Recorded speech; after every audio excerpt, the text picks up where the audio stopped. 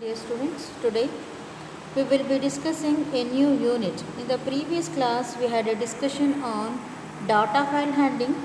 That chapter belongs to programming in C++. That is the last chapter of programming in C++, which we concluded in the previous session. So that ends the programming in C++ unit as well as data file handling chapter. Today we will be starting with a new unit called data structures. Data structures is one of the important unit. It is chapter number 4 in your second PUC syllabus. Data structures, it will be discussed in various sessions. As it is a very big chapter, we require 7 to 8 units to sessions to complete this particular chapter. So we begin with part 1. Today I will be discussing few of the basic topics of data structures. First, let us have a look of the weightage that is shared by this chapter for an annual exam. The weightage of this chapter is 14 marks. So in total, you have to study for 14 marks for an annual exam. Let us have a look as to the detailing of the questions what you will be getting in your annual paper. So 1 mark, 1 question, 3 mark, 1 question and 5 mark, 2 questions. 1 mark, that is 3 marks. So it will be 1 plus 3, 4 marks, and you will be getting 2 5-mark questions. So that will be 10 plus 4, 14 marks. So you need to study for 14 marks from this chapter. So let us begin the chapter. Before that, let us have quick recap of the things what we have studied in the previous session. In the previous session, we discussed about get and put function. Get and put function helps us to read and print a single character from files. So similarly, we also had a discussion on getLine and putLine function, which will help us to read and write a string from files or to a file. Then we discussed about reading a records or a combination of data or binary data from the files. To read that data, we are using read and write functions. To read data, to input data, we are using read function. To write or output the data, we are using write function. Then we discussed EOF function. EOF, end of file. It detects end of the file and returns true if file pointer has reached end. Otherwise, it will return false. Then we had a discussion on file pointers. There are 2 file pointers, tel_p and tel_g. There are 2 file pointers. One is get pointer and put pointer. Get pointer helps us in input purpose, whereas put pointer is placed wherever the data will be outputted. tel_p and tel_j function will tell us where exactly the get pointer and put pointer is located. It is possible to move around the get pointer and put pointer, for which we will be using seek_p and seek_g functions. So let us start with our new chapter, data structures. Let me introduce you to this chapter.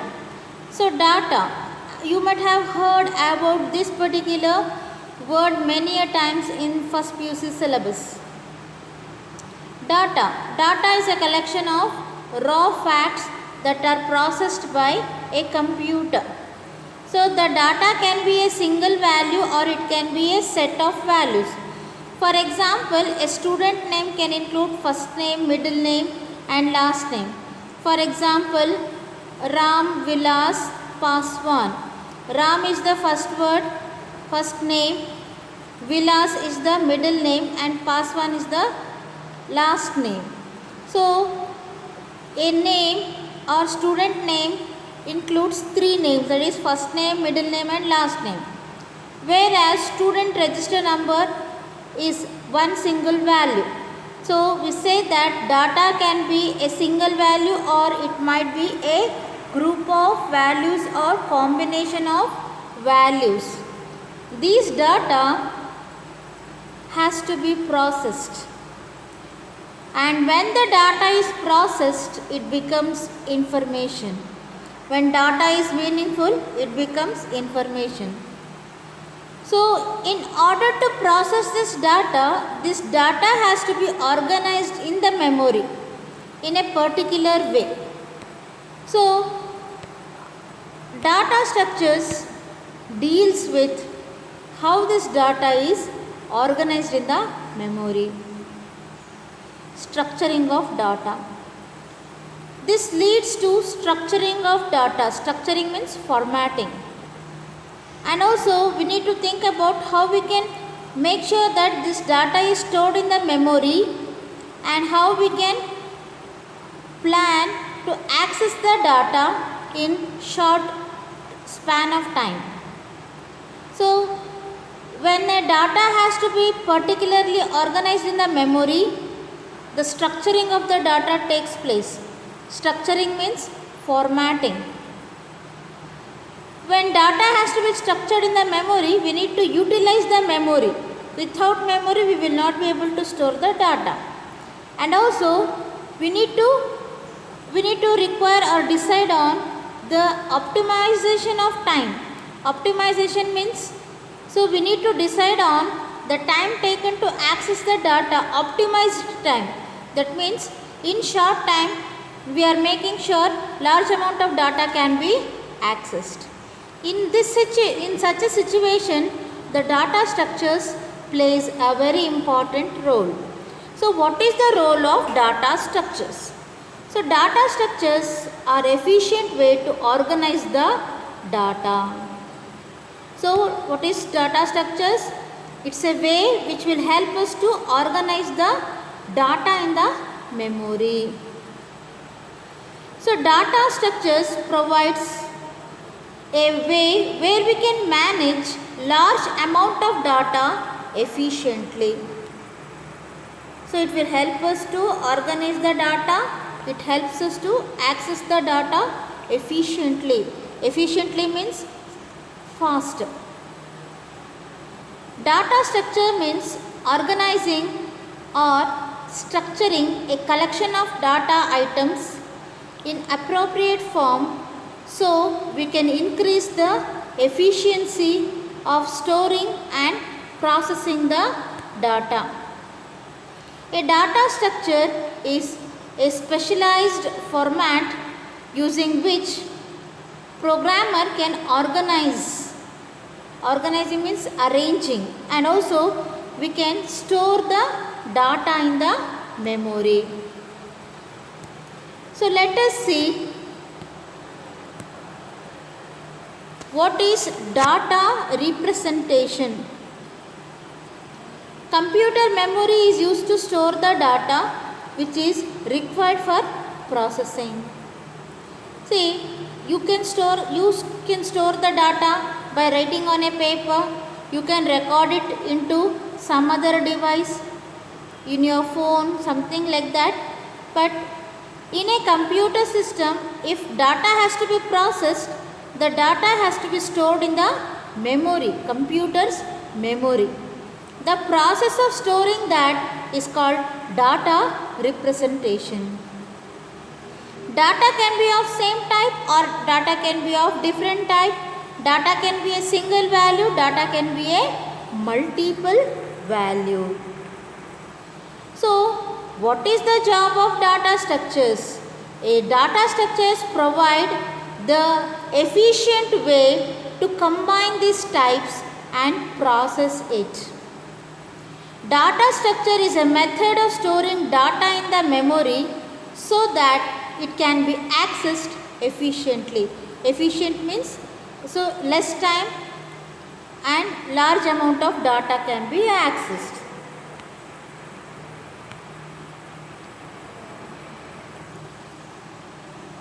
The study of data structures, what does it do? The study of data structures includes logical and mathematical description of structures, implementation of structure on a computer, analysis of structure which includes determining the amount of space required, optimization time and the time taken to process. How data can be structured before storing in memory.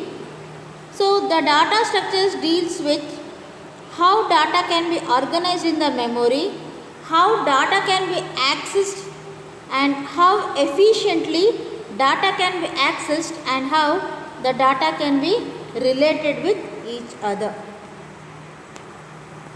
The study of data structures basically deals with structuring of data, organizing the data, accessing the data, efficient access of data and how the data can be related with each other. So let us have a look as to the classification of data structures. Data structures are broadly classified into primitive and non-primitive. Primitive includes integers, floats, chars, pointers, etc. Non-primitive includes array, list and files. Lists again broadly classified into linear and non-linear, where we can see stacks, queues and linked list. Then graphs and trees are included in non-linear.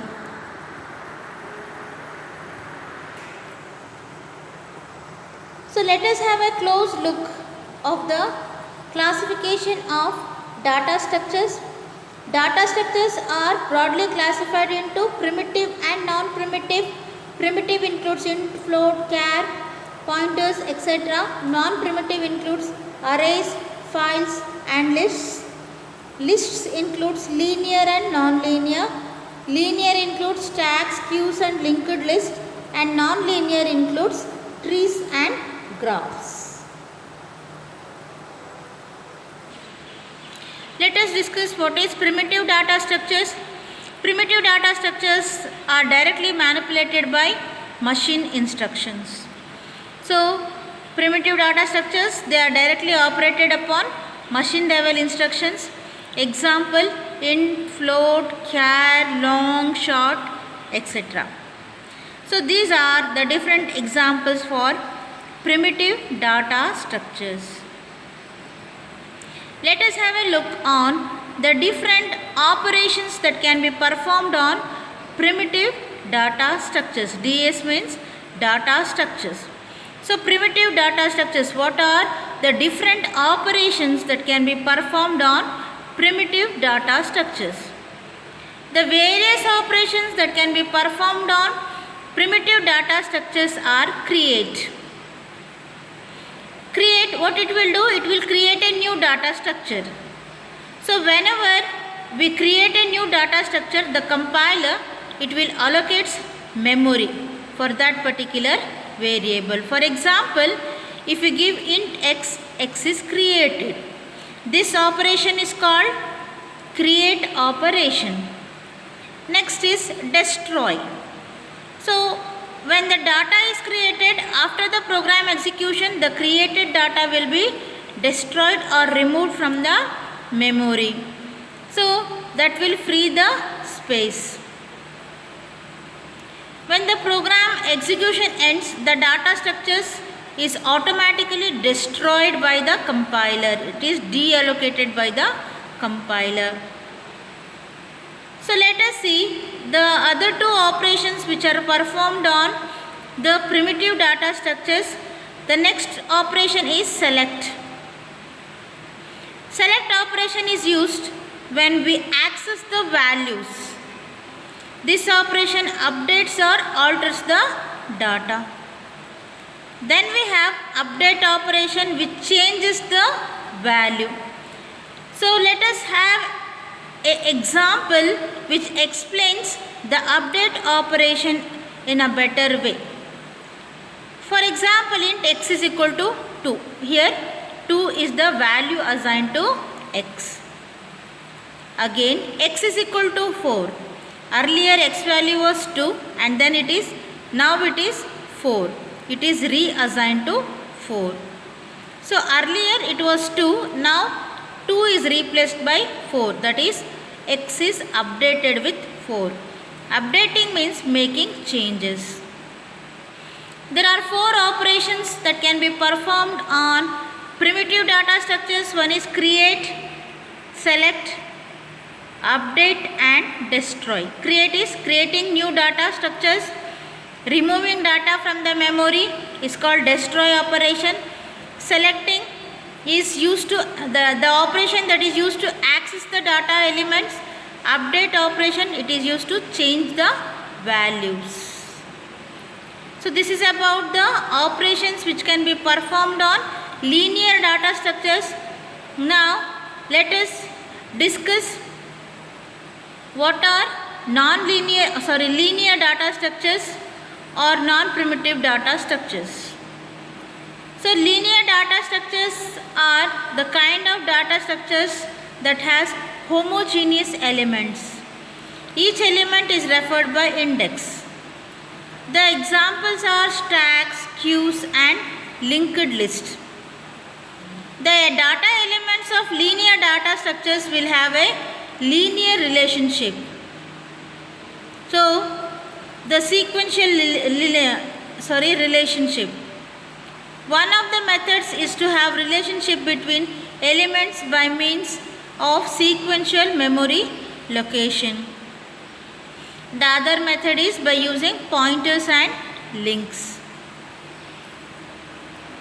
So let us discuss what is non-linear data structures.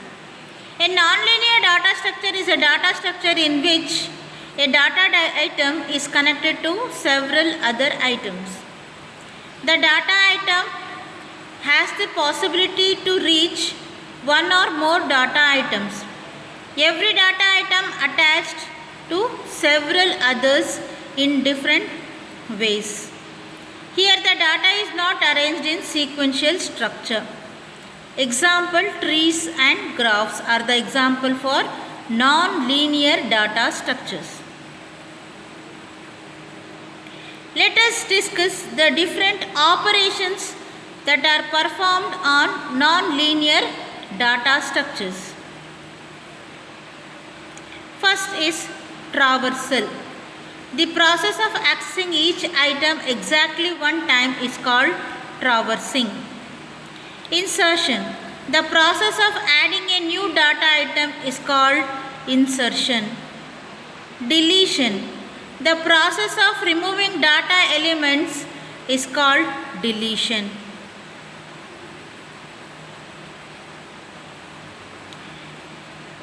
Let us discuss the operations on non-primitive or linear data structures. Searching. The process of finding the location of the data element is called searching. Sorting. Sorting means arranging the data in ascending or descending order based on the requirement.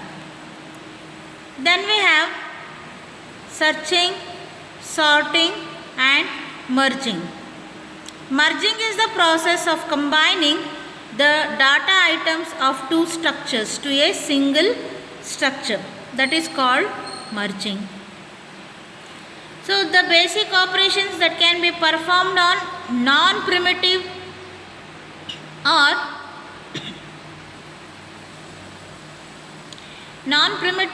or linear data structures are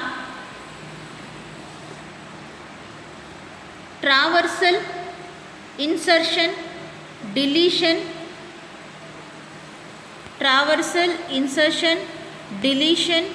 searching and sorting and merging. Merging means the process of combining two or more data structures into a single structure. So hope you have understood this. Go through the video and also attend the questionnaires for 10 marks, and also you will have a weekly test after this session. Kindly attend that. Thanks for patience listening. Have a great day ahead. God bless you all. Thank you.